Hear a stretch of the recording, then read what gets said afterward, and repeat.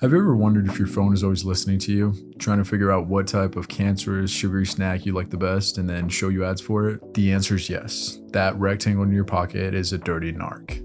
As relevant as that concern may be today, it seems like it was already a big enough concern in the 70s for Francis Ford Coppola to make a whole movie about it in between the two Godfathers. And that movie was called The Conversation. The year's 1972. Francis Ford Coppola is riding the highest of highs after making The Godfather Part I.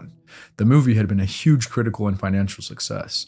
It won 3 Academy Awards for Best Picture, Best Actor, and Best Adapted Screenplay, which is very impressive, but what really made the executives at Paramount happy was the financial return the movie had. Paramount was struggling at the time, and The Godfather basically saved the studio from going bankrupt. So when it came time to talk to Coppola about a follow-up project, they knew exactly what they wanted: a sequel to The Godfather. Coppola in return said, yes, but only if I can make a movie about a really paranoid guy with a really cool mustache first.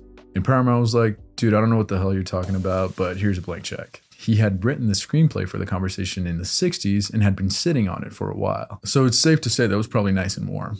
Just a little butt joke for you. But yeah, he wrote it and he just couldn't get it made because it was a slow burn thriller about a sad Gene Hackman playing the saxophone. Regardless, Coppola was passionate about the script and wanted to make it happen. He had been heavily influenced by the 1966 movie Blow Up, made by Italian director Michelangelo, not the turtle, Antonioni. The movie follows a photographer that may or may have not captured a murder in the background of one of his photos. Our protagonist Thomas becomes obsessed with finding out the truth behind the picture, to the point where he begins to lose his own grasp on reality. Coppola loved this concept, so he decided to explore similar themes, but instead of a picture, he decided to use sound. So what is The Conversation really about?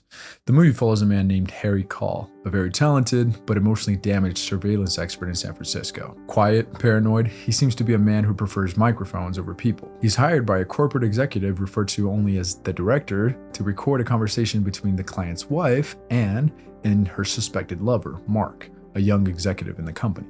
The couple walks through Union Square on a busy afternoon, a place where they believe it's safe to talk freely, but surprise, surprise, it isn't. Harry and his crew record the whole thing with an intricate setup using multiple mics and cameras. At the end of this talk, the couple agrees to meet again a few days later. Back in his lab, Harry reconstructs the conversation from scratch in an amazing scene.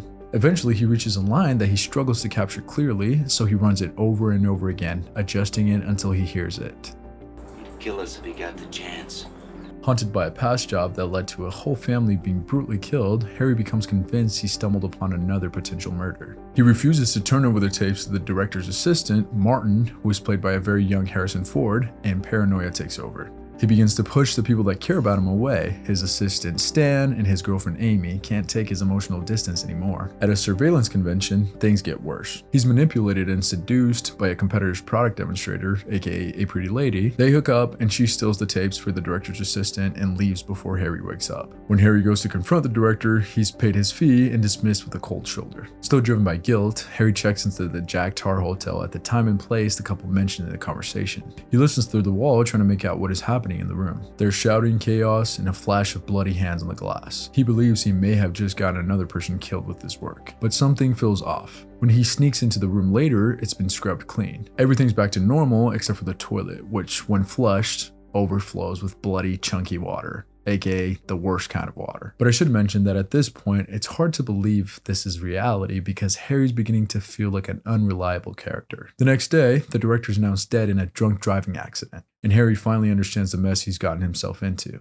The line he heard wasn't, "He'd kill us if he had the chance," it was, "He'd kill us if he had the chance." It wasn't a statement of fear, it was a reason for murder. Harry had misunderstood the whole situation and given the actual murderers exactly what they wanted. And Harry, once the predator, is now the prey. He's the one being watched now and may be for the rest of his life. In the final scene, he receives a call where Martin plays back a live recording of Harry's saxophone playing, taken from inside his apartment. Terrified, Harry destroys his apartment searching for the bug, but finds nothing. We're left with a final shot of what seems to simulate a security camera of Harry playing his saxophone in the ruins of what once was his apartment.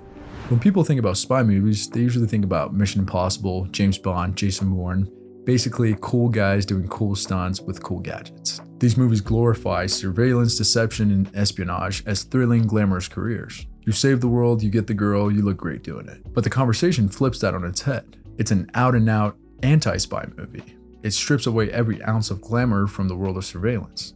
Harry Cole isn't James Bond or Ethan Hunt. He's a lonely, broken man whose entire life has been consumed by fear and guilt. His work doesn't make him feel like a hero, it makes him paranoid, isolated, and eventually powerless. Instead of using his skills to save lives, he ends up helping people to hurt others. Coppola shows surveillance for what it really is: invasive, ugly, and dehumanizing. There are no fast cars, no tuxedos, no evil villains. Just a guy sitting in a sad apartment, ruining his own life one tape at a time. And what's interesting is we have a ton of anti-war movies, films like Apocalypse Now by Coppola himself, Platoon, and Saving Private Ryan, that show war for what it really is: horrifying, brutal, and soul-crushing. Just young men murdering other young men for the ambition of old men. But when it comes to surveillance, hardly anyone is making anti-spy movies. We just keep getting cooler gadgets, wilder villains, and more insane Tom Cruise stunts. In a weird way, the conversation feels even more relevant today than it did in the 70s. In an era of smartphones, security cameras, and algorithms that know what you want before you do, Harry Cole might be the most realistic spy we have ever gotten on the screen. A person isolated from society that seeks connection through technology. Although brilliant in many ways, the conversation was nowhere near the financial success of either of the Godfathers.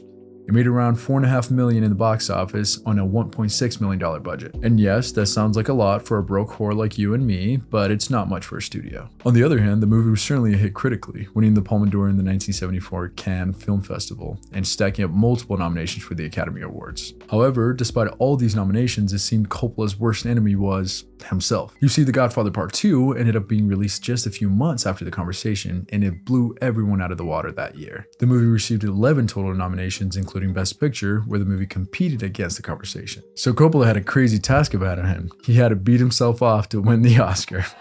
Okay, that was a horrible joke, but isn't that crazy? He was nominated twice in that category, so he was guaranteed to lose even if he won. They even had 2 reaction shots for him in the broadcast. He went on to win for Godfather Part II in that category. A win that came as no surprise to anyone, as the movie had already won in 5 other categories that night. So in the end, the movie about a professional listener never heard their name called that night. Even though the conversation was released in 1974, its roots go way deeper into the cultural paranoia of the time.